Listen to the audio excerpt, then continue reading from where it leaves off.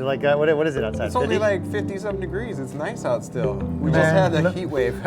Hey, we're live. Oh, dude. Hey, hey guys. We don't get any gators though. So No, way better I know. than Florida. Oh, yeah. All right. Well, hey, so we got Victor here from Hi, guys. Worldwide Corals, and we're going to talk tank size and shape, length, depth, whatever. Oh, man. A little bit of everything. Yeah. Reason I invited Victor here is because he's installed dozens of super huge tanks. As part of Worldwide Corals, they do installs and whatnot. Also, Victor is one of my personal mentors. He's taught me a whole bunch of stuff over the last few years. Ever since I first met him, man, actually. So also, like, not just about reefing, but like from business too, man. I look at what he's doing. I'm just super, super impressed at all the stuff that they do and how aggressive, man. They're just like always going after stuff, building, taking Reef Palooza to what it is, like nationally. It's all over the place. You guys are gonna be in Chicago in just a couple weeks for the first time. 2 weeks actually. I think we'll be you guys there. are coming, Oh, right? yeah. Yep, we'll be there. Yeah, cool, yeah. Giving away all kinds of fun stuff, so come on down. Nice.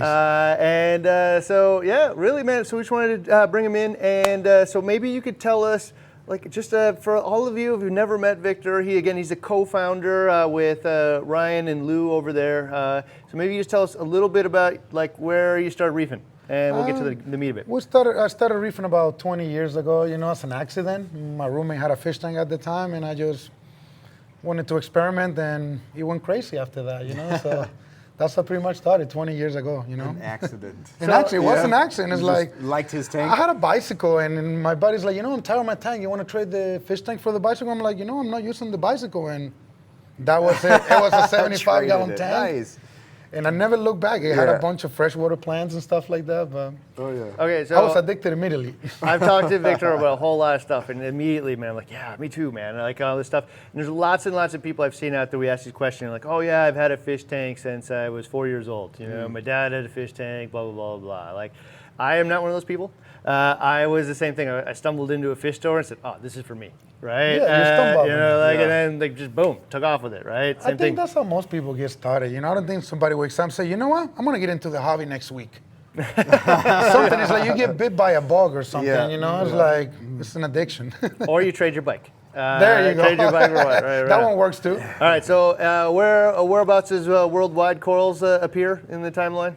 Oh man, Worldwide Corals. I started farming corals early in 2000s. By 2004, 2005, I talked one of my roommates into just setting up one of the bedrooms into a grow room, and we started growing corals. Then I knew Ryan and Lou before that, and then 2006 we incorporated, and then we just opened for business. It was a struggle in the beginning, but we did it for passion. And when you put passion into something, you don't have to worry about the dollars so much. So it worked out great. So again, real similar here. At the time, I believe you were working at like TGA Fridays. Yes. Right? I was serving tables at the time. The similarity here are striking. So I was working at a steakhouse. We went to eat to the steakhouse, actually. Great steak, by the way. So a very similar thing, man. Like, hey, and both of us, we decided to start a business. It wasn't because anybody had any extra money, pull out a charge card and just like hope and pray. I prayed a lot for many, many years, so there was a lot of praying going on. Nobody's investing in crazy coral business. So, so it's just like hope and pray and a lot of hard work, man. So it's so funny to hear the similarities here. In fact, I think one of the funnier stories you told us is that you got like free TGI Fridays for Life or something card. At the time, I broke a record, and it was some perks that I got from them. Let's just put it that way. Yeah. Anyway, it's probably a long story. Maybe you ever run into them, but it basically is the best waiter there. So, and that kind of just pours into it. I mean, you pour your heart into whatever you're doing and whatnot. So today, though, like we started about the same time, 2004-ish, right? So we didn't know each other at the time, though. I think our businesses too started around the same time, roughly.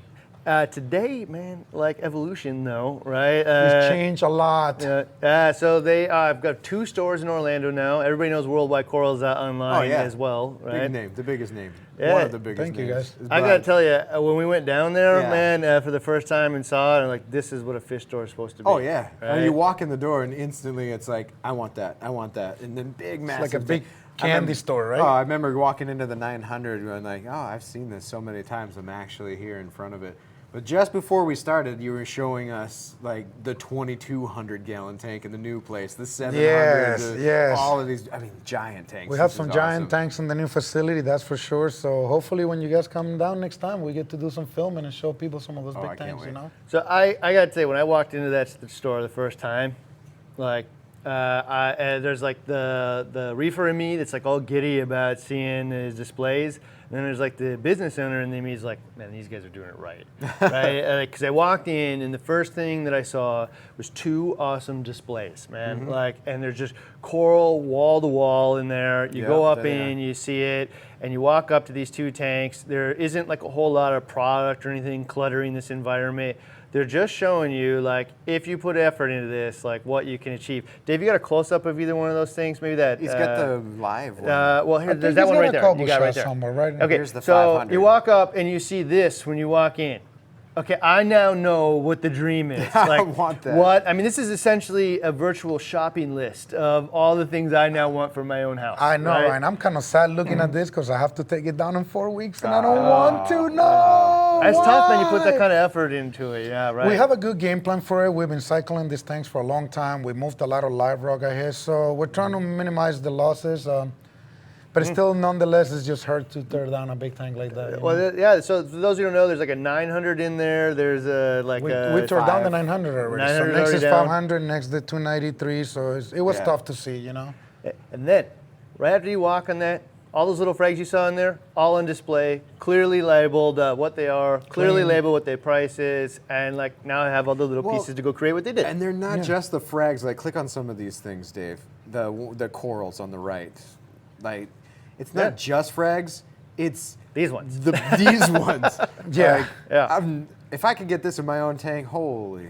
I'm going to send you some. There you go. I'm going to take care of you right I now. gotta have a tank first, so don't send me anything yet. All right. No, yeah. But I appreciate it. So anyway, super impressed. Now, and it was also really obvious from me, like this is in a little area that's kind of tucked around. There's a giant billboard out front telling you where it is. Yeah. But Oh, yeah. like tucked in an area, like, so these guys, man, are wise enough to not just like empty their wallets hoping for success. Like there is all the right ideas and concepts here, but like they're doing it on a budget, man. Like they make sure that this thing is a success. So this is what's exciting now. You've had all that success for the last like 15 years, and now you're building this stuff. And so we're gonna get to this big tank stuff idea. I just Sure. get too excited about it because they're building up this new tank. So maybe we'll give me 5 more minutes and then we'll roll. But like we have a little shot off of Reef to Reef, their thread.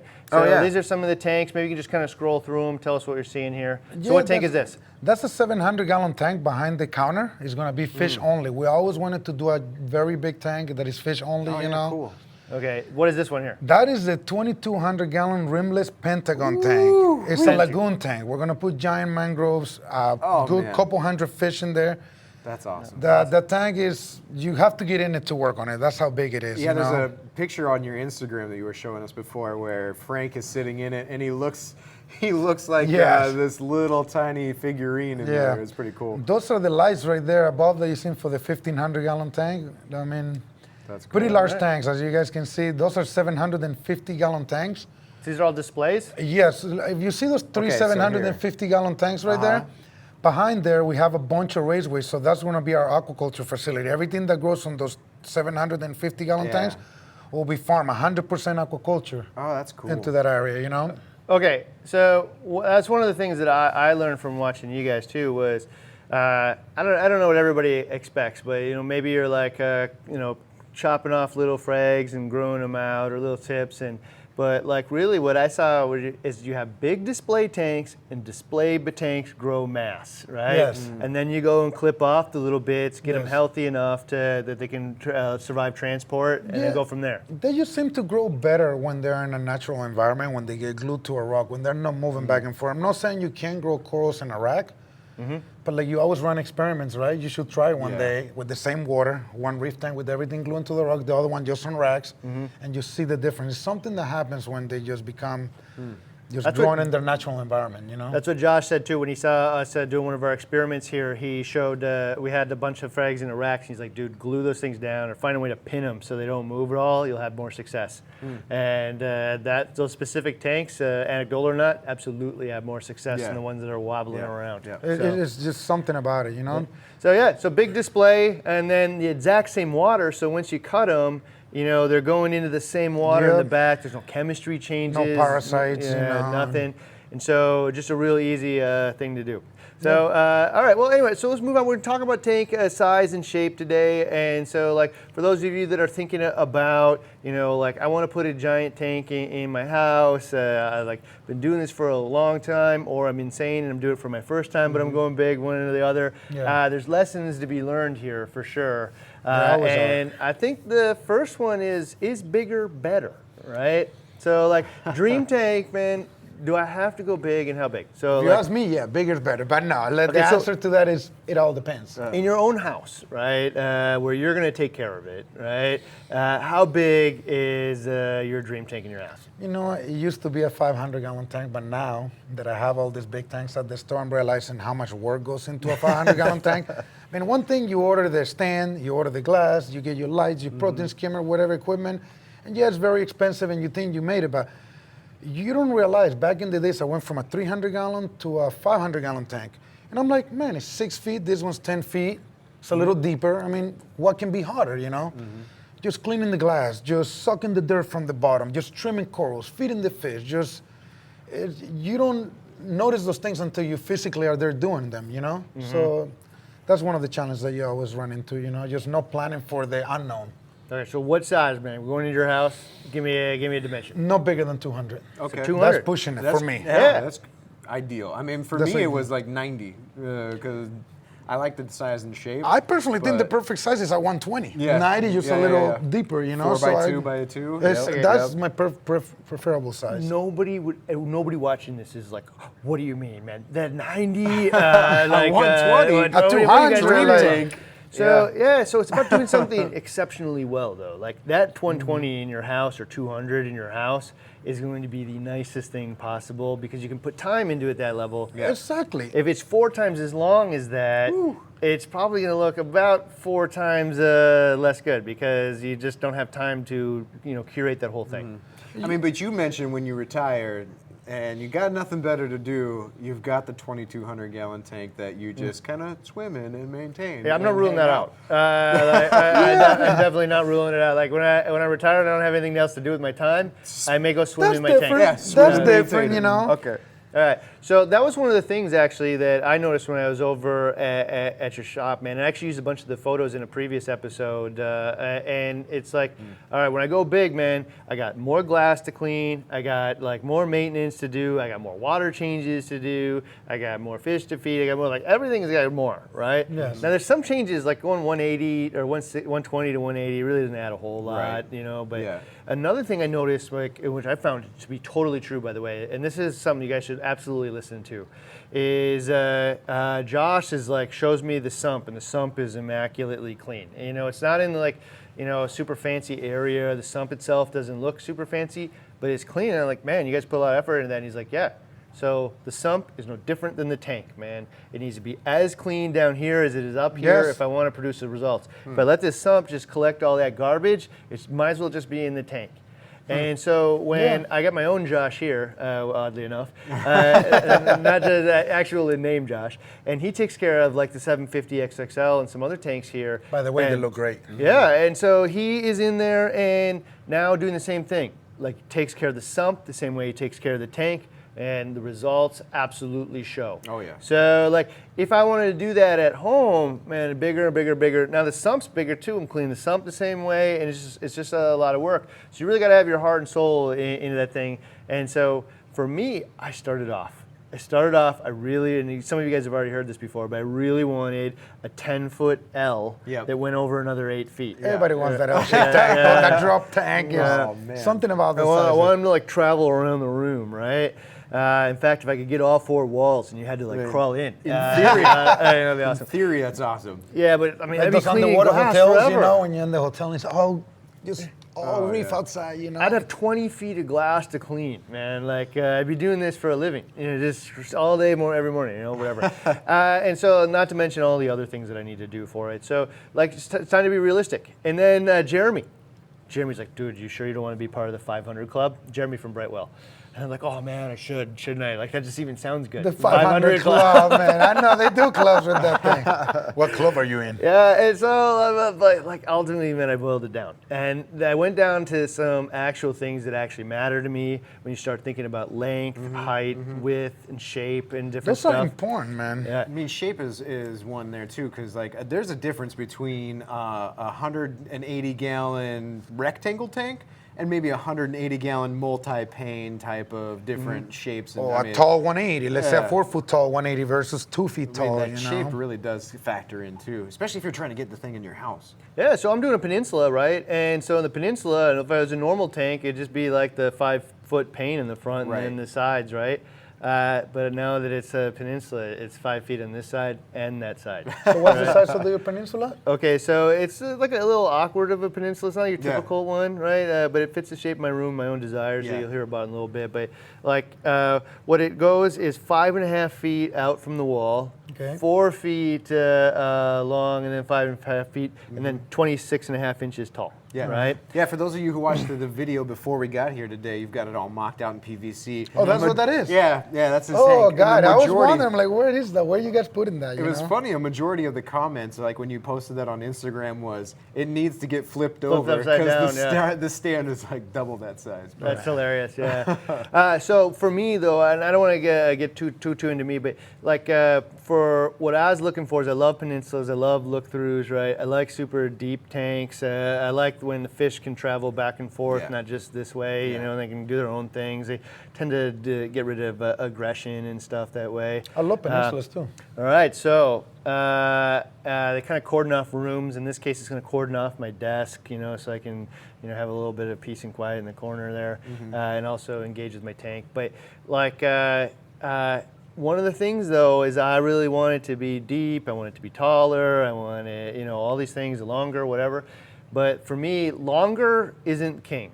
Like, so the longest tank possible just isn't my priority, right? I like depth and height as much as possible. It's funny you say that, because if you, with the pictures that we were going earlier, when you saw the 3 750-gallon tanks, 3 of them are peninsulas. And I wanted to go 10 feet deep with them, but then I realized when you have a peninsula, you can only put power heads on the one area where the oil flow is, if you want it to look clean. So it's hard to go 10 feet all the way across, so that's why we chose to go only 8 feet.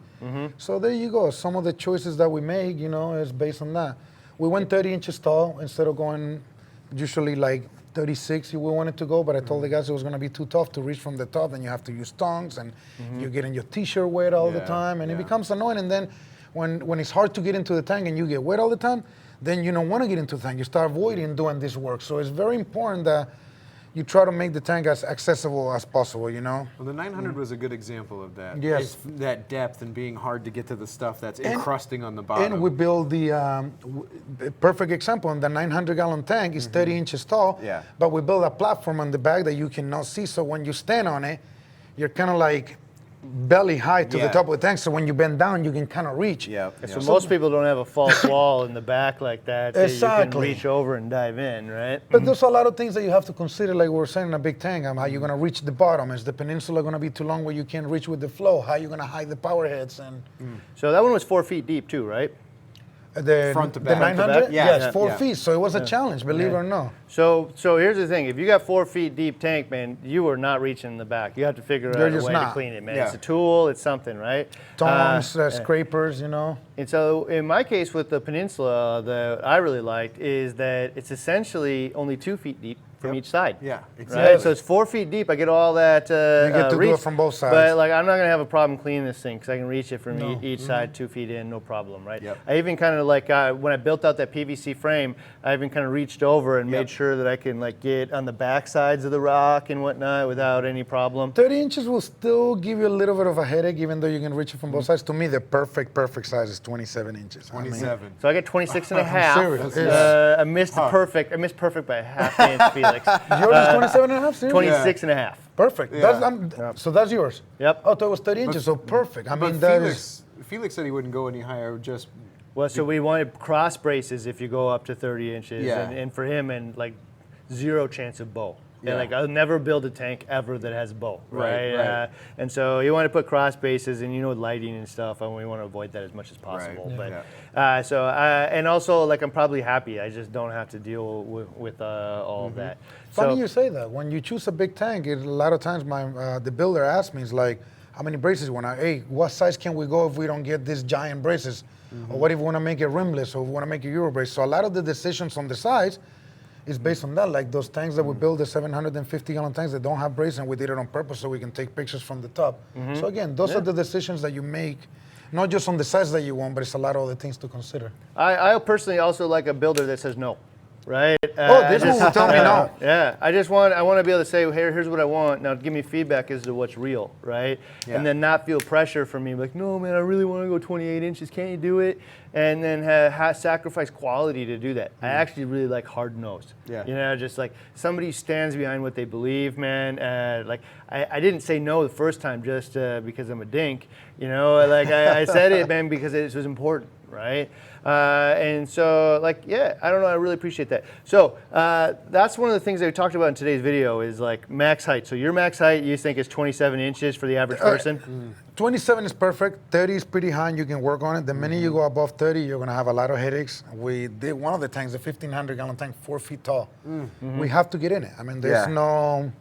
Yeah, so there's no way around some of it. you, man, it may be worth it, by the way. It may be worth it to get that extra because there's nothing cooler than a super high tank. Oh, it looks so beautiful. For the eye, Yeah. there's nothing better. I mean, if you can go high and you're willing to go through those pains, So some people guest. absolutely totally worth it, right? For me, beautiful. I got a 1-year-old, a 3-year-old, a wife, a business. doesn't make sense. I When wanna you're have retired, maybe, when they grow up. I want to have an awesome tank, but I also want to have a life. And That's true. more importantly, I want a tank that is successful because I made decisions up front that match my available time. That's Because true. if I let the 500 Club, Jeremy, if I let the 500 Club win, man, out, I would have actually built a tank that failed. And I won't say that for sure, but the chances that it failed went up, That's what I'm not saying. down. In your mind, you want it to feel like it's something you can tackle, and that was the decision on the side based on your living day-to-day things, And I had the same things about the flow issues, right, as you did too. Like I wanted to be able to have the not have any pumps on the tank that you can see other than the vortex tough. on the back. That's right? very tough. I really, or even if I don't have vortex, at least only have them right on the edge. Yeah. I've been thinking about gyres lately as well, but like I want to have them only on the back of the wall. I don't want to see any cords come up to the front of the tank. I don't want to see cords, especially on the viewing pane on the long end. I really want to avoid all of that stuff. Everything's got to look good, not just the inside of the tank, So I agree. You don't want to see cables and pumps. The stand has a lot to do with that height too, because Devin Reef Dudes was talking about here, stand plus tank equals armpit height equals reachability. So It's true. Hi, Devin. I like those tanks where your eye level is this bottom corner of the tank, and then the rest is above, so it makes this thing look gigantic, and you're looking up at some of the fish and all of this other stuff. But then again, now I'm going to need a stand. I'm going to need a little stool and go in there and do my maintenance. Move the stool, do my maintenance, move the stool, do my maintenance. Yeah. So, like our coral reef here gave us $1.99. Thank you. Thank you. I said if it's not comfortable to maintain, you won't do it. Boom. Yeah. It's true. It's, Yeah, so this You won't. the You stand won't avoid height it. actually is a big thing here for me. So one of the things is you get extra height of the tank, you actually start to see the tank in a standing position, right? So instead of like kind of squatting down or whatnot, so extra height's nice in that front. Yeah. But also I had a tank Jeff from Jeff Jacobson from Vibrant was over, and he does tank installs too. And he's like, dude, make it 42 inches tall, the stand, right? I've never even heard that. And he's like, dude, that way when you walk 40 up inches, to it, 38, you can actually see it instead of bending down to like see what's in it. a lot of people don't like bending down, Then I talked to Felix and I'm like, how big should I make this stand? And he's like, well, first off, all the stands that you see at the pet store that are like 20 inches tall, The reason that they're that height is not because they are good, it's just because they're cheap and they fit through doorways, so it makes it easier, right? That makes sense. And so he's like, yeah, 30 inches, and I'm like, dude, but my buddy told me 40 and 42. I done 40, 38, yeah, they look great at that height. So this is what Felix said.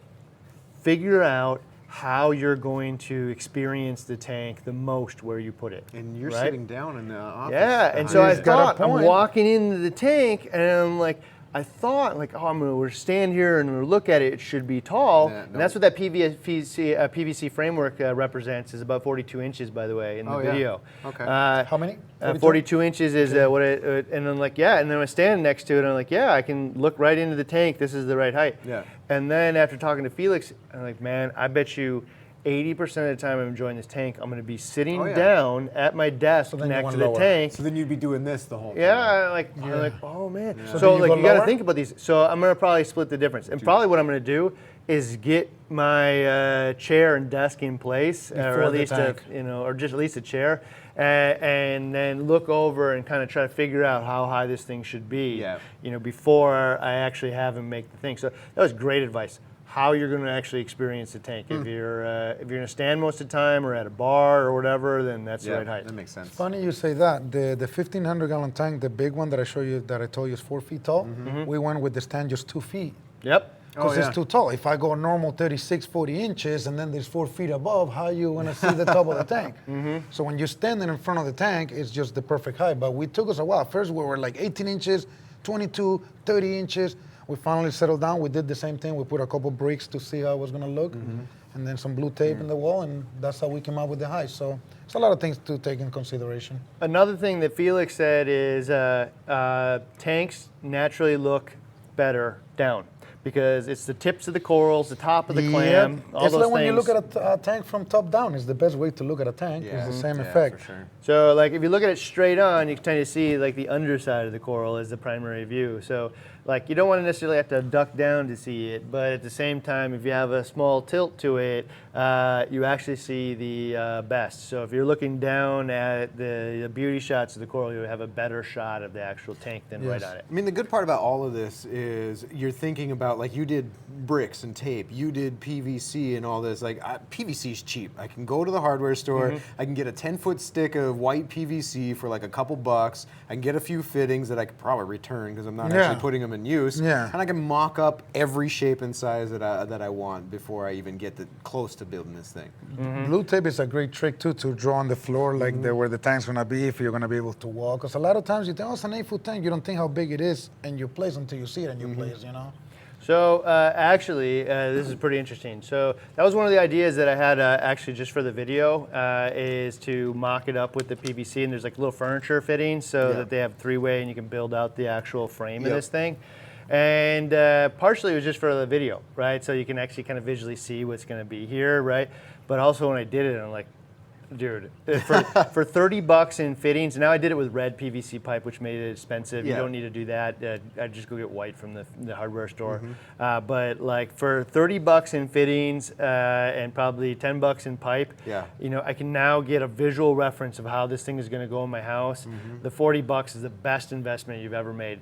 And as soon as I saw it, actually, my wife came in and said, well, can it be smaller, shorter, or whatever, right? Start making it. But like ultimately she said, I did admit that you can have the basement if you let me have the main floor of the house in terms of like decorating, whatever. Like, so this one, unless you just hate it, this one's mine. I love it this way, right?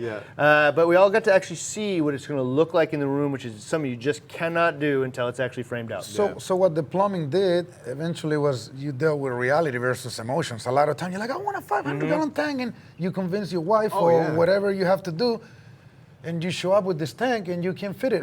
For those of you guys that know Tony Vargas, back in the days, 10 years ago, he ordered a 500-gallon tank. He was moving from New York to Florida. When he gets to Florida, they deliver the tank, and he realized how big the tank was, and never set it up. He never even got delivered.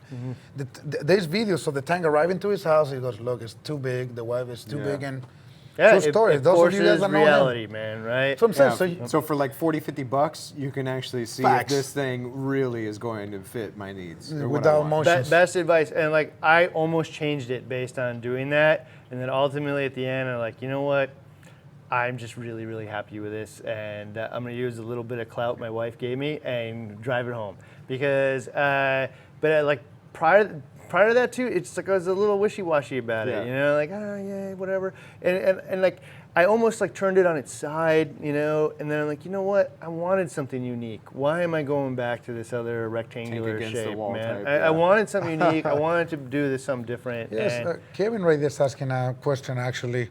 Kevin Space is saying, what do you guys think of a hexagon shape reef tank? Oh, yeah. A crap ton of people frown on them. They can be awesome. You've got a 2,200 gallon one, don't you?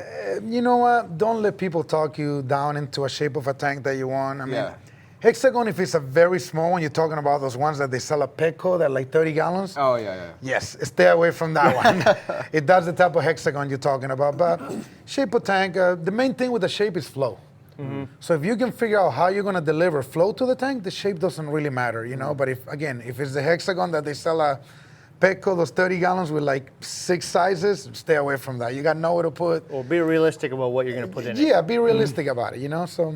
Yeah. I had the guy in the local club here. I went over and saw his house, and he had a hexagon, but it was like 3.5 feet tall, right? It was like craziest shaped tank because it was probably only about yay big around, my mom right? has one of those in her house. I've seen them. They're tough. Okay, man, but it was so cool to see the fish kind of swimming up and down. He's like, this is a nightmare to maintain, man, but it's my dream, right? Like, I love watching the fish kind of swim around in a circle. It made and him go up happy. and down. Yeah, it was totally worth it to him. That's what it's important at the end of use the day. tongs and stuff to scrub with, you know? And he figured it out.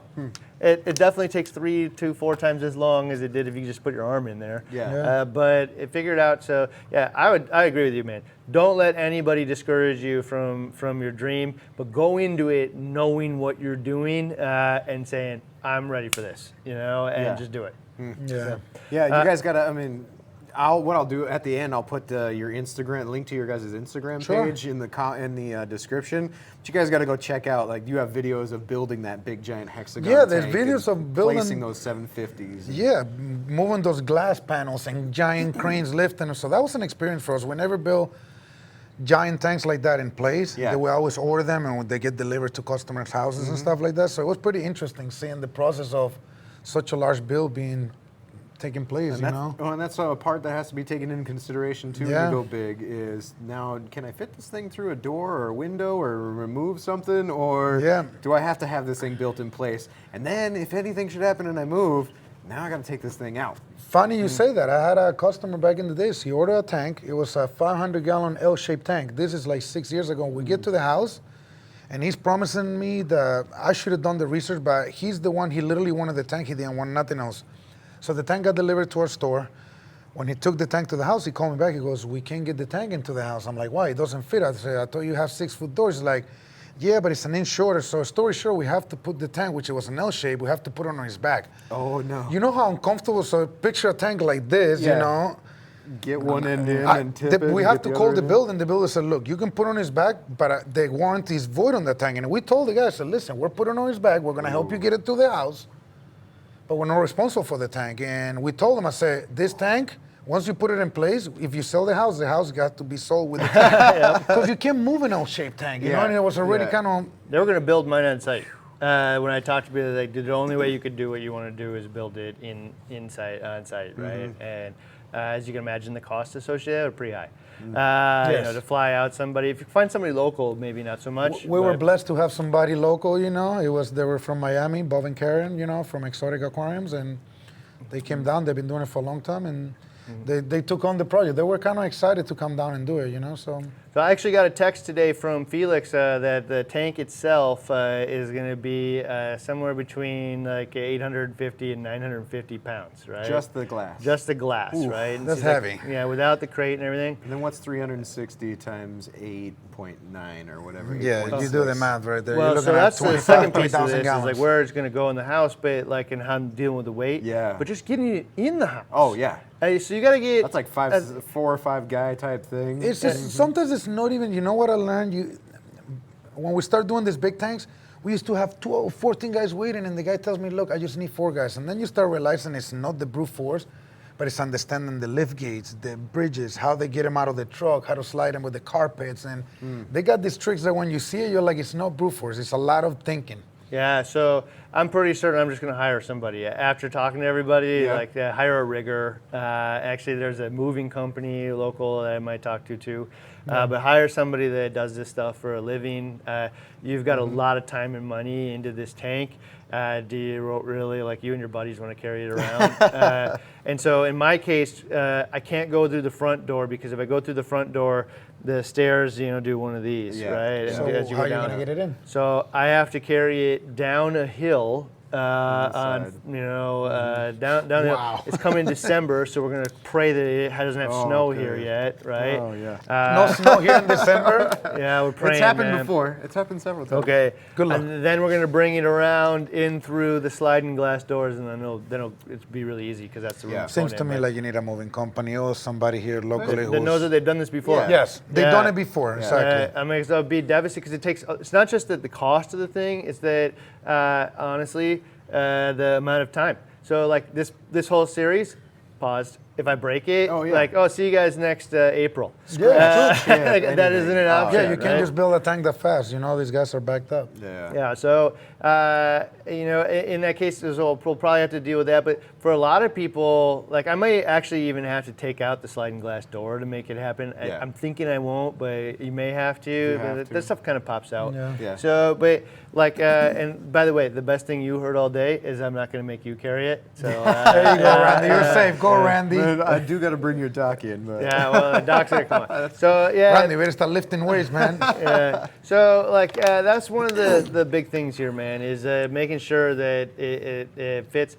So like you said, you ran into a guy who actually couldn't even get it in the house at all. Yeah, Tony Vargas is yeah. the guy who writes books. If you ever seen him on a show, ask him. He'll tell you the story. I watched one recently of putting the Beast in, which was Rico's aquariums, right? Oh, yeah. He put in like super big tank in his basement. The same builder built mine, Bill Rico's, and they delivered the tank for him. All right, so You have to reinforce the floor, if I'm correct. well, so I don't know if they reinforced. The part that I saw was them trying to get it down the basement stairs. This is like was it a 1,000-gallon aquarium? yeah, I think so. That was Jason's. No, that was Jason's house, the one that getting down into the basement. I think Jason Fox's house. You Well, sure I'm that's pretty sure Rico? it's Rico's Beast, but in either case, Rico's there, and so because it was in Cincinnati, man, or not Ohio. in that area, Ohio, and so like the guys are there trying to get this thing down, and the way that they did it is put it down the stairs like with some sliders, and then hooked it up to a car with straps.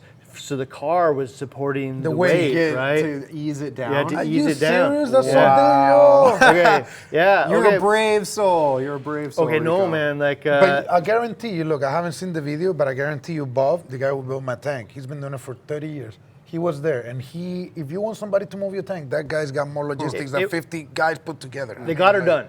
Okay. They got her done. So, but like in that process, poor Rico throws out his back. Oh, no. Right? No! So you're seeing Okay, Fan from Tidal Gardens is down in the basement now, and the tank gets stuck in the stairway. Right? Yeah, and they can't I gotta get watch out. this video. I Yeah, have to okay. now. And so Than is there, and Than's like, man, filming the whole process, right? This 'Cause doesn't that's look what good. Than You does, can see right? his nervous laugh And so or something. Than is like, dude, they want me to go up to undo the tank and get it, like jack it up so that we can get it down the stairs, right? I wouldn't do Okay, it. he's like, I'm risking my life here, man, for Rico's tank, because if this thing starts coming, dude, it is going to kill me. I mean, it's like, No, probably thank you. 2,000-3,000 pounds. I'm looking up at a stairway that I'm trying to jack free. Like, I don't know. That's a good friend right there. Rico, whatever friendship you have with Than, man, you definitely need to send him like Christmas presents, birthday, the whole thing, man, because he risked his life, got the stuff out, and now the tank's in there. But like, that's the kind of thing that like, quite frankly, I would be doing if I didn't hire a rigger or something. Like we'd be down, Pivoting it down the like, stairs, doing hooked all up that. to my car and some straps and stuff, because that's what we do as hobbyists, right? Put it on the sleds Right? and get it down the hill. There's some point where you gotta decide, like, hey, like maybe it doesn't fit the budget though. I mean, I don't even know what this rigger is going to cost. I may actually, you may be back in. Be like We'll a find granite. out. Those granite countertop companies and stuff probably move a lot of heavy things like that. I bet they're pretty good at. They can't stuff break. like yeah, that. so people do this kind of stuff all the time, right? For a living. But in relationship to the cost of the tank, it'll probably be actually really small, you know. And I don't want to break it and whatever. It gives you a peace of mind, and like it's definitely something to think about when you're like, hey, I want this tank this big. Go look at your stairwell. Go look at your front door and decide whether or not that's real, or whether or not you're gonna have to cut a hole in your wall just to get your tank in. yeah, You know? that's true. Yeah. Yep. I mean, you've got a pretty. I mean, it's a brand new house, and they've said like brand new houses are sealed up really well. So when you were thinking of like this big giant 500 club tank, do you have to take into account evaporation and what that does to your brand new house? Yeah, Humidity I know in the house. I know in my old house where I had frad tanks and all. I mean, I probably had 6 different tanks. There was absolutely condensation on the trim of my windowsill, especially in the wintertime. And then mold, because it's always and then wet. mold, coming down the road. So I actually had a second inspection recently, and one of the things is the basement kind of smelled musty, right? And for a brand new house, that shouldn't be that way, right? And so the guy figured it out, and he's like, dude, on your furnace, you know, there's like a button that says, you know, like fan off, on, you know, or, you know, auto. Right. And auto means it just turns on whenever your air or heat turns on, right? I just had it on because I thought it was like filtering the air or whatever. And what it was doing is the air conditioning has a little condensation tray in it where it collects the water, and it was constantly blowing air over the water and was adding all this moisture into my house. I would have never known that unless an expert came over, right? So, and I also have an air exchanger that was running 24/7, and it was still doing that. The moment I turned it back to auto, problem gone. Yeah, so you definitely have to think about that. And that was one of the things actually you brought up is Humidity, big tank, humidity, right? Especially if it's got a big surface, because again, like you were saying with the size, you can have a 500-gallon tank, 500-gallon tank tall, and then you can have a 500 that is wide, and it's not going to be the same surface, you know. So more than gallons is the amount of surface that you have. You can have a small frag tank that is 6x2, and it might have more surface than your 120. It might be less gallons, you know, might be a shallow tank or something. So in my basement of my old house, you know, it was just totally unfinished basement. And I decided to put in 2 frag tanks. They were 4 feet by 8 feet, and there was 2 of them. And I didn't think about evaporation, you know. And so I'm a new hobbyist, man. I've only been doing this for like a year or 2 or something, you know. But like already got 4 by 8 foot frag tanks. And so like, but what happened, man, is humidity. So I was evaporating like 8 gallons a day into the basement. That's a lot. Yeah, it's a ton, dude. It was like humidity was like 80% there. Might as well have been a tropical rainforest. I was gonna destroy the house, right? And so, like I thought, man, you just don't, you know, think about these stuff afterwards. You're gonna say this. Of course, I go and I put a exhaust vent down there, right? So it's just blowing air out 24/7, right? Okay. Did it help? Oh yeah, solved part of the problem, right? But created a new one, right? I didn't even know this, man, but like all of a sudden my air conditioner can't keep up anymore, right? I just can't figure out why my air conditioner, my house is always hot, right? One day in the middle of summer, I walk up to my closet and I open up the closet and boom, I hit in the face with all this hot air. And what was happening is I've blown all the air out of the house. It has to come back in somewhere, right? So now it's coming back cold. No, so hot air it's from in the summer here. Oh, summer. Okay. So what was happening is the easiest port for it to come back into the house was a hole that was in the ceiling of the coat closet upstairs, and above the coat closet was the attic above the garage, which was all superheated air, right? And so it was pulling all this superheated air into my house and then exiting it out the basement. So what I really needed was an in and an out down there, and I probably would have been okay. But like, you got to think about all of these things because it's a lot of humidity, right? And there's a couple of things you can do. You know, putting a hood on it will solve a lot of it because it kind of keeps the moisture in. I ended up putting glass tops on there. And yes, I lost light, for sure. yeah, But after it I crusts also over. got it all the way down to like a gallon and a half. Yeah, of but lights are evaporation. so strong nowadays, you can bump up the lights higher if you have to. Yeah, it was worth it for me Yeah. because I needed to get a handle on the And I evaporation. bet you went from 8 gallons to like a gallon or 2. Yeah, it was like a gallon and a half after I. Yeah, after that's that. what I figured. You Yeah. could try like a dehumidifier, and I tried that for a while. And luckily, I had a drain in the basement floor, so I didn't have to have this collection cup, which would fill up within hours on the dehumidifier. So you just run it down to the drain. Then I look at my electrical bill on top of my fish tanks that are already running, and now I get this spike because this thing is just sucking humidity. It's like an out of air the conditioner in your house. Yeah, right? all the time. Yeah, so I had the same thing. I told the club about my problem, and David Greger, one of the most awesome members of the whole club, just said, "Hey, come over and get my dehumidifier." So I did. I put it in there. Things run 24/7. You know, It made a difference. It made a difference, but like The tanks are going dry now. They're sucking water nonstop. I think it even increased the humidity or the Dry amount of air for more evaporation. humidity to get into. Yeah, but in any case, Yeah. it didn't solve the issue, just made it better and made my power bill go way up. You know, True. so it is somewhat of a solution, but the dehumidifier also has its downsides. It makes noise too. We were forced to put 2 new ones, the mechanical engineers, because the whole thing was done the right way. I kept telling them, we can handle it with the ACs, we can handle it with the AC, and they say no. They made us put 2 gigantic dehumidifiers built into the roof. Oh yeah. Yeah. So when you come to the farm, I'll show them to you. We got a lot of water there, right? So 30,000 that's gallons. some of it, man. Like think about that stuff. You got to think about electrical too, the big tank, man. So Yeah. like things you just don't think about. Like, all right, so I have a 120 gallon tank, man. I buy a 600 watt heater or whatever. It's Yeah. the right size. What's the right size heater for 3,200 gallons? A lot of Man, them. you got to have like multiple Inline circuits. heaters, like- very expensive. You have to Live in Florida and only worry about cooling. Yeah, you'd be surprised. But then we got AC running, so Yeah, then it turns out. You'll be surprised. Huh?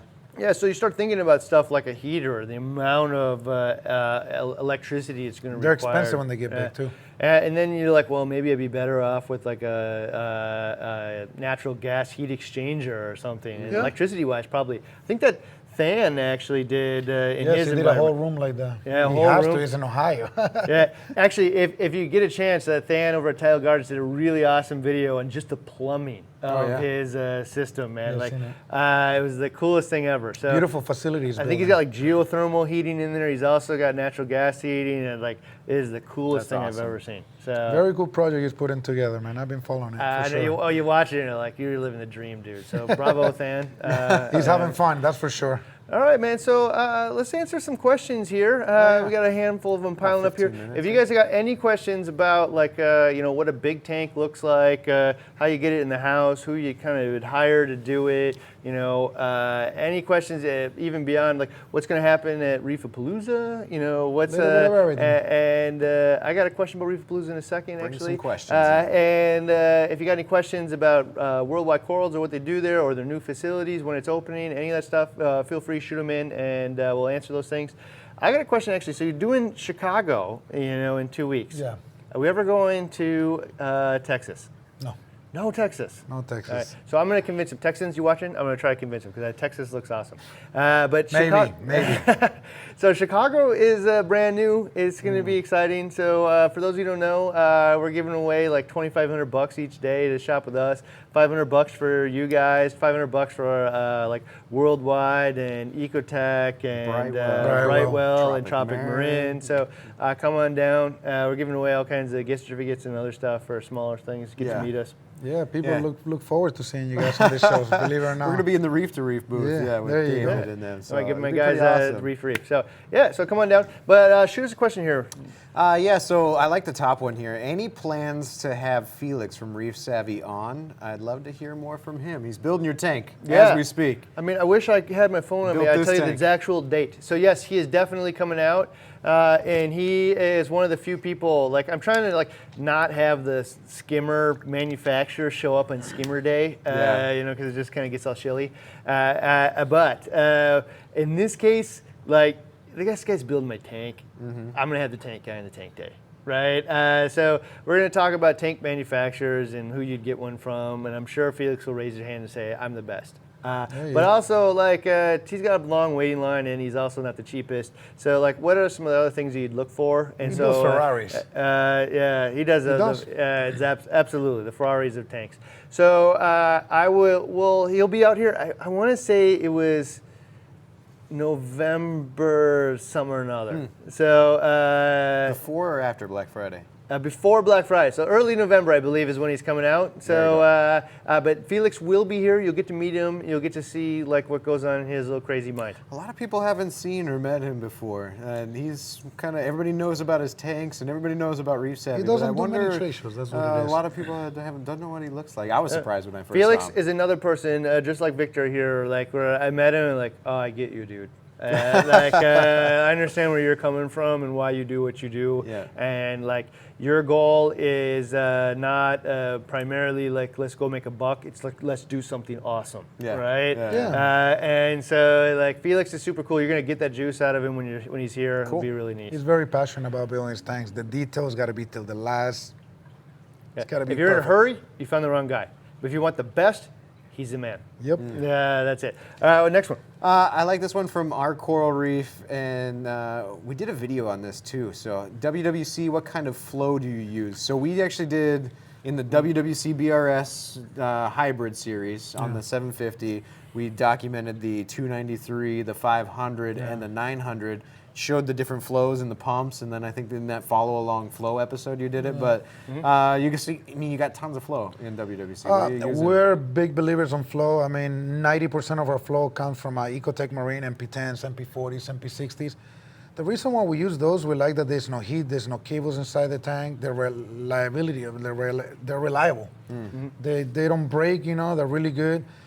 We use a little bit of a Pentaray. For those of you that don't know, it's a very A big commercial. Big, giant. yeah, it's their commercial. I mean, they build a small version, a medium version, and a large version. We use the medium version, which is a 16,000 gallons per hour power head, and it can travel all the way. 16,000. Yeah, it can travel 14 feet across. Jeez. And we only use those for gigantic tanks over Right. 700-800 gallon tanks. I Right. think you can see it right here on this tank. Yeah, you had two If of you them look or right one here of on the them right here, side, there's one on each side. Okay. It's Coming Right. You can definitely. so hard to see. you can see You it can definitely right there. see him in the video that we Yeah. did on each one of these. Yes, So they're this is great the power heads. this is the thing about those guys is if you put it on, it has to go in a huge tank because Oh. the pump is this big, and it will look ugly on a small Yes. tank. And a huge tank where It will only, blow the rocks in a small tank. Yeah, I mean, yeah, it's literally Probably will pop knock the things out of your hand. seams. Yeah. Oh, it knocks bone cutters. I mean, literally, you go through a stream, your hand just goes flying.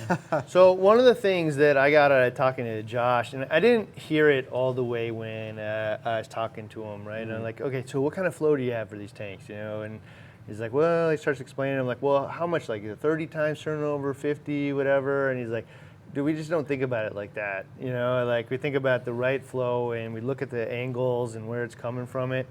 And then I'm like, no, man, you don't gotta understand, dude. The people watching this want to hear a straightforward answer that they can replicate, All right? right. A straightforward answer will be you can't do less than 10 times. If you're not doing 10 times, Yeah, no way. you're not even close. You can get, look, my answer to that will be deliver as much flow as you can without the corals blowing away, the sand going all over the place, the fish are just pinned in a corner.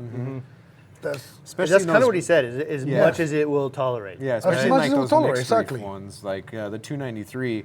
Obviously, you can't have as much flow as you did in the 500 and the 900. It was just bare bottom SPS dominant. exactly. SPS, bare bottom, you can pound flow. You see these little tornadoes spawning out of the bottom, you know?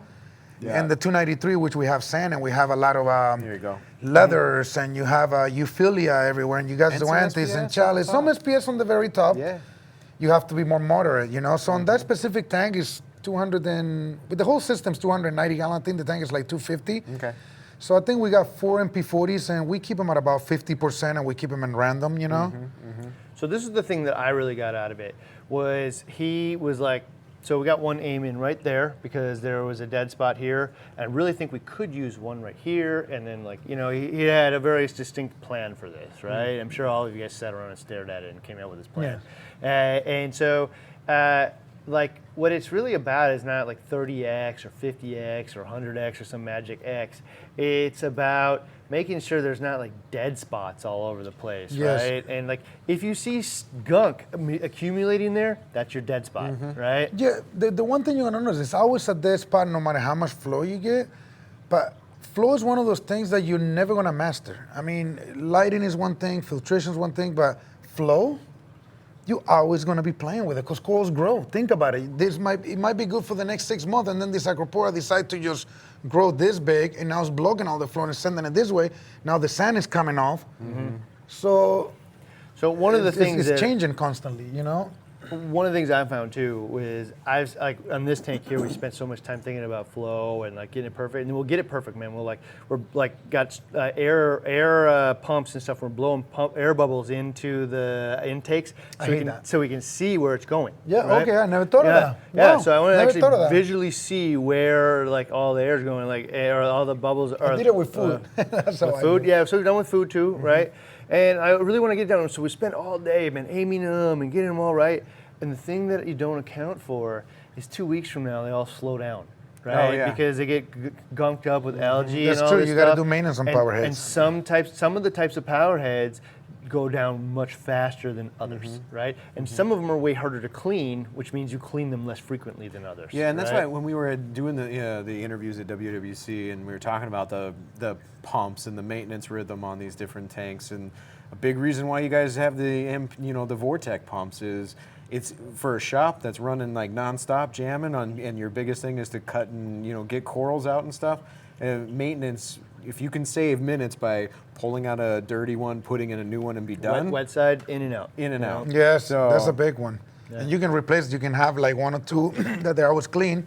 Just replace and let them soak for a couple hours. Yeah, so with this guy, man, we spent all this time thinking about this gyre thing, right? And blowing the bubbles in there. But what we didn't realize is the gyre like really kind of slows down after a matter of weeks, right?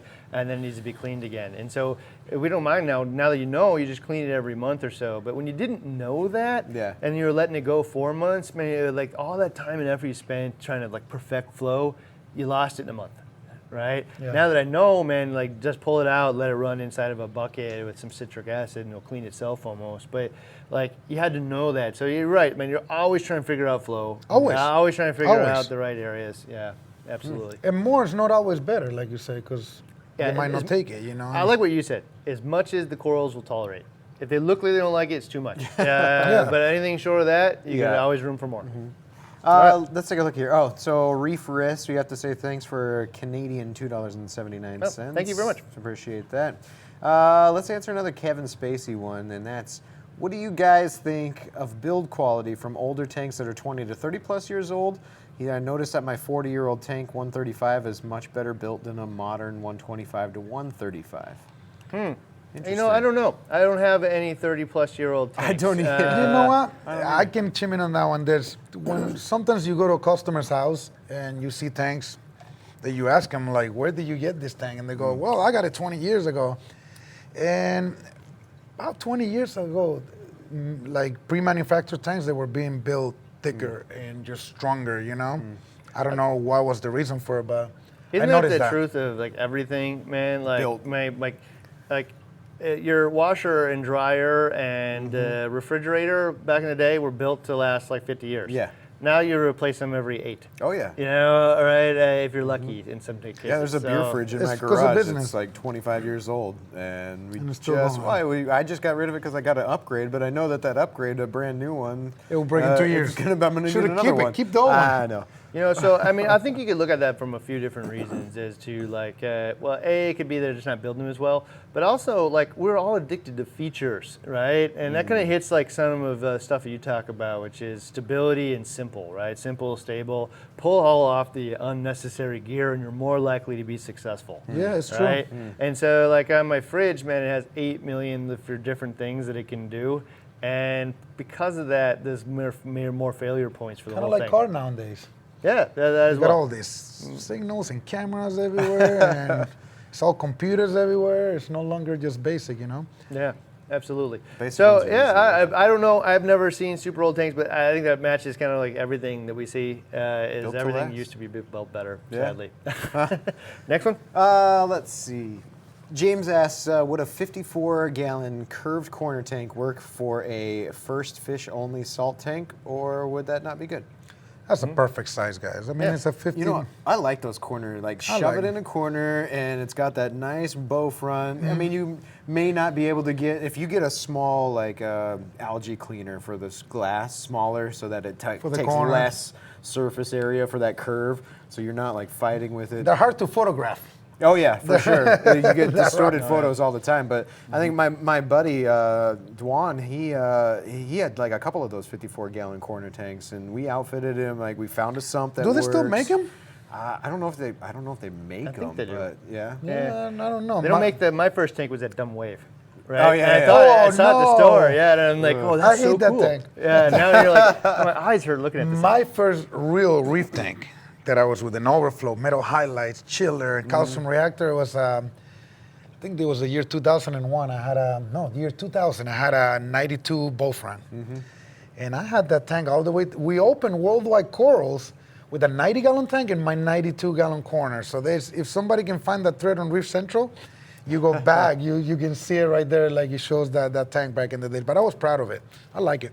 I would say, by the way, for me, for a new reefer, one of the best size tanks you could possibly get is somewhere between a 40 breeder and a 60 cube, and you're probably right in the middle of that. Yeah. 40 breather, when you first start the hobby, you're on a budget. Boom. No better tank than that Oh, yeah. because of the price, the shape. It's not too big, it's not too little. You change 5 gallons and you change 20% of the water. You can And have it's just- small versions of utilitarian fish, you know, little teeny yellow tangs and stuff in there. Make it bigger, trade them out, get some new ones. You'd probably get the 40-gallon breeder, be successful for 18 the tank months. police might be around. Yeah, The tank police. You know, so like the tank police, man, like shut up real quick. Once you're like, hey, dude, at 18 months, if I'm successful with this first 40-gallon breeder, I'm almost certainly upgrading. And if I'm not, it's no problem with the fact that I can bring those to the store, swap them out with like small ones again. The store's happy to have bigger ones. They're actually more expensive, right? And so for me, like that was another thing that I got out of you guys when I went down there is that utilitarian fish. I mean, I knew that story so already, important. but like if you can get, you know, the Tang gang in there and some utilitarian fish that eat algae before you turn the lights on, established in this tank and swimming around, You're not living. gonna have algae, yeah. Boom, man. Your like chances of success probably quadrupled, right? That at 12 months that you're gonna have a tank that I'm proud of, quadrupled if you have those fish in there. That's why true. 40-gallon breeder. Anything less than that, I don't really recommend the utilitarian fish like that, like the common ones anyway. Yeah. But yeah, that's what my minimum.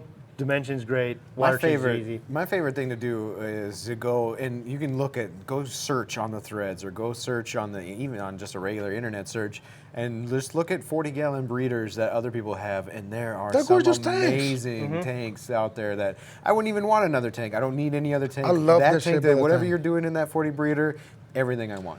What is it? It's 36 by 18 by like 16 or something like that. It Close, can, yeah. It's one of the only ones where the dimension's close to as deep as it is tall in that smaller form factor. Yeah. So I think that's why it's super popular. To this day, I've never really gotten a really solid answer as to why it's called a breeder. I've asked many people like where that Maybe comes people from. used to put into breed thing because look at the shape of it. You can build like. There's 3 of them over here. What Yeah. sizes are those? Those are 40 Those breeders. are all There 40 you breeders. go. That's why. So that's the answer I've gotten out of everybody, by the way, is, well, maybe. But nobody's giving me the definitive answer. This is what I they're don't used for know. and I don't why. want to tell you. Yeah, but they're still like in the like Marineland catalog. Yeah. It's even called 30-gallon breeder, 40-gallon breeder. Like somebody definitely is breeding with these. Yeah. I want to know the more of the story. If Hey. you guys got it, somebody should share it. A There you go, 40-gallon please. breeder with a 20 long sump, DIY sump. Yeah, 20 long Perfect sump combo. right Throw a underneath 10 it. gallon Perfect down combo. there. Just- Done. Yep. Yeah. Done. Doing it. Okay. Hey, I like this one. Our coral reef. How much of WWC coral is aquacultured? It's a good question. I would say about half. Okay. About half. Cool. With the new facility that we're building, we want to move towards a bigger percentage of that. You know, there's a lot of the oceans are not doing good, so the less that we pull from the oceans, the better. You know, I think the hobby eventually is going to go 100% aquaculture. I agree. I don't think we're that far away from that. And I got to tell you, too, that a lot of you guys seen this before, but we showed you today all those ORA corals that are Yes. like, you know, hardy. 18th generation, Yeah, they grown don't die. indoors. Super hardy, yeah. They're the best, man. For bulletproof. I will pay extra. I will pay double for one of these corals because they are going to survive. You know, now these aren't the most sexy, fancy corals out there, and you tend to specialize in the sexy, fancy. But if you can take some of those sexy fancies and get them Very funny you're saying that. right? And the new facility, so the plan is we're going to have in the new website within the next 6 months or so, is going to be an area for wild corals and 100% aquaculture certified by Worldwide Corals. And you can come to our facility, we can show you what facility, our practices. We're very open in our practices and stuff like that. So I like that level of transparency, so I know what I'm getting, because some of your super large competitors there is an aquaculture facility somewhere. They're chopping a lot. But when you say a lot, man, it used to be aquaculture and then everything else, and now I think it's everything else in aquaculture. So it's not real clear what I'm getting or how I'm getting it. So if you're sharing that on your website, here's a section for wild and here's aquaculture. If you get there, that level of transparency, I think most of the people out there watching are the conscious reefer can choose whether or not they want to just straight up aquaculture I'll give you a couple of reasons why I buy aquaculture. Some of you out there will say man, it's the most responsible thing and that kind of stuff. But for those of you that just want a successful reef tank, here's the deal, man. This stuff has grown, multiple generations in an artificial environment, artificial flow, artificial lighting, artificial water quality. Already ready. It's all they know, and they've proven that they can thrive and reproduce to even a profitable manner, that they can grow that fast in there. They're going to do that same thing for you at home, right? And if in those tanks that they had pests, they would be wiped out.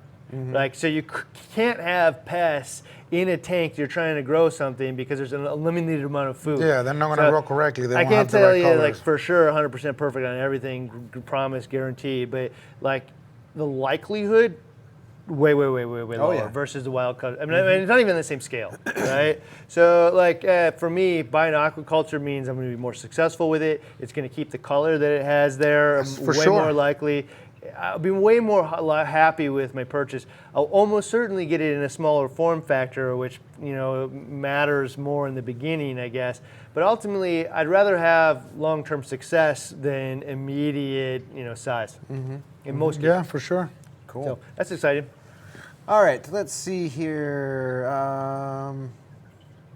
Pascal on the bottom. Hey, got a question on your new SPS tank. Are you adding any phosphate or nitrate since your tank is sand bottomless?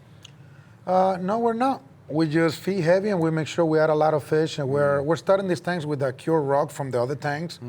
And we knew we were building this facility a year or so ago.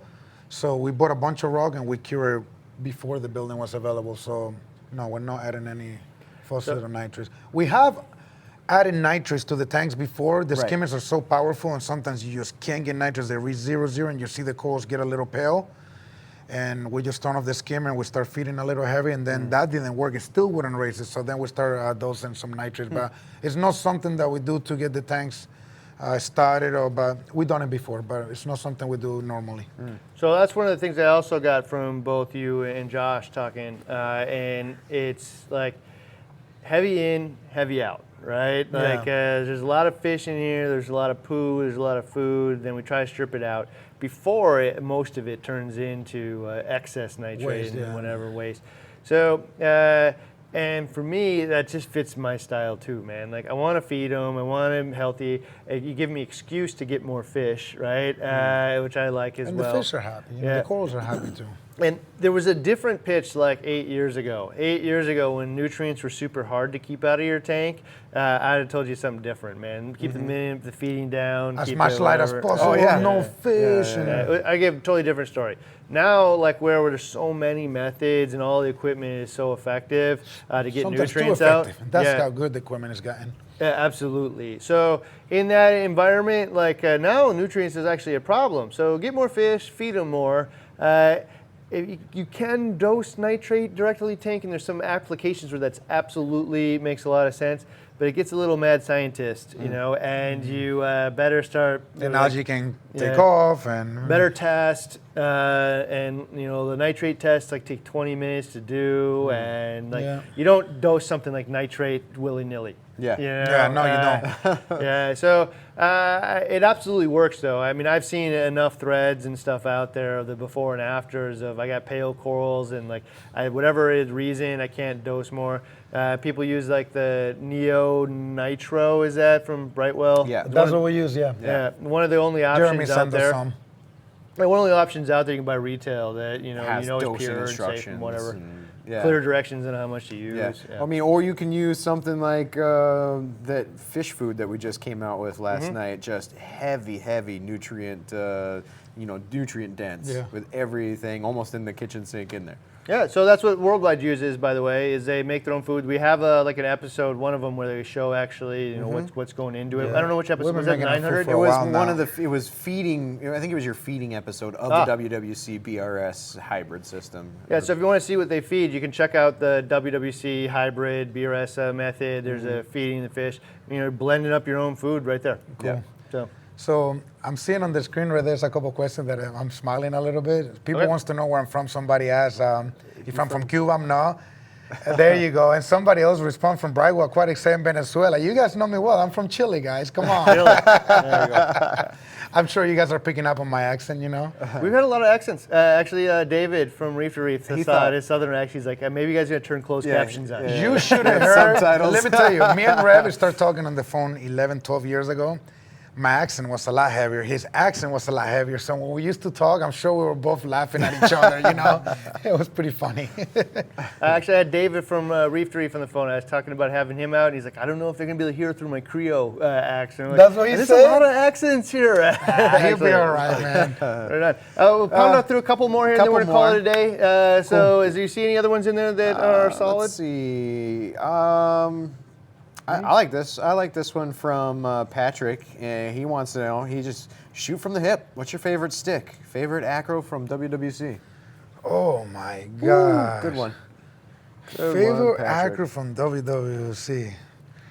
It's got to be the Budgie Smuggler, man. Everybody just laugh at it. It's like a joke. It's just, it's a cool coral. It's a Loripes that is neon green, kind of like yellow, and the coral lights come out neon pink. Oh yeah, really? Neon pink. I That's mean, awesome. I'll send you a picture next time. Neon, you can make this up. Green skin, neon pink polyps. And coral lights are always crystal clear. These are neon pink. That's cool. That's So cool. it's We'll got have to to be look one of that my one up. favorite for sure. There you go. There you go. All That right. was easy. I think on that note, we'll wrap it up. I thank you for coming out, man. Again, Thank you guys. It was, Victor it here. was a blast, man. One of my mentors, man. I learned stuff, and this is my favorite part. Is actually we bring you guys in, and everybody that I learn from, you guys can learn from, get to know and see, and so super awesome. Thanks. Brian, I gotta say something though. You got a pool of knowledge. Sometimes you don't think. You know so much doing this videos for 10 years. Seriously, I learned a lot from you too, buddy. I'm serious. I'm Thank not you even very much. You'll be for saying amazed. so, but Second time I come to your facility, walking through the facility and talking about tanks and talking about experiments, your knowledge is tremendously. Seriously, you have no idea. Maybe you haven't had that much time with aquariums and corals hands on, but your knowledge is up there, buddy. Seriously. So keep it up, man. That's high praise for you, Seriously, man. So thank I'm you being for very, real. I'm very not trying to much. make you feel good. That's how I feel, and I say it how it is, All right, well, I seriously. think, and in closing for myself too, so I got to get one last one in here. I think the best advice that maybe you or I've overheard from Victor to you that a lot of people can take away is set it and leave it alone. Don't touch anything. Set it, forget it. Set it, forget it. Walk away. Stop. Especially lights. Maybe you flow. You have to do, but all this other stuff. Stability means leave it alone. It's the Don't most touch important it. one, I like it. I got to I like compound on this, man. I have to. You Go brought for it it. up. I know, Go for you it. have to. Okay, so this place here, we try new stuff constantly, right? It's the nature of what we do. We're changing tanks over, we're trying new lights, trying new pumps. Like the stuff's coming in and now, we can't help ourselves, right? That was the piece that I heard from you. The words that you used to me was corals are amazingly adaptive creatures. They are. If you just leave them alone. Right? If you're constantly changing the lights, do they need more UV, more PARM, or whatever, don't be surprised when they respond with being pissed pissed off all the They time. don't like change. Yeah. They don't. We don't like change. No. So like, what if someone came over to your house and changed the amount of food that you get to eat every day, or the amount of oxygen in the air? You're gonna get pissed off, right? If they Let made me the move your world Dutch bigger, every week. they changed the wind, the weather, man. Yeah. Like, so like all these things are the same thing. But like, so that was, if you take away one message from everything that I've ever learned from you guys, that was the most important thing. Yeah, stability. It is stability. Leave it the F alone. Really, man. Like, Perfect. just build the perfect system and then let it go. Watch it go. Right. Watch your tank grow after that. All right. So that's it. Thank you very much. Thanks for coming out. See you guys. Yeah. Peace. Take care. Oh.